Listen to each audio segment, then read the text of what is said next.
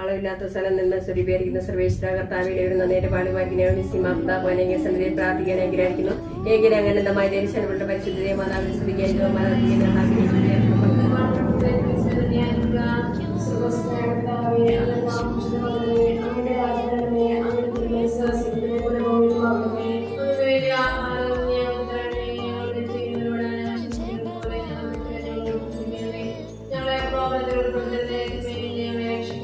രണ്ടാം ദിവസം നമ്മുടെ അടുത്ത വീട്ടിൽ ചമ്മട്ടിലാൽ കണിക്കുന്നത് എനിക്ക് സ്ത്രീകളിൽ അങ്ങേ അനുഗ്രഹിക്കുന്നു. അങ്ങയുടെ ഉദരത്തിൻ ഫലമായ ഈശോ അനുഗ്രഹിക്കപ്പെട്ടവനാവുന്നു.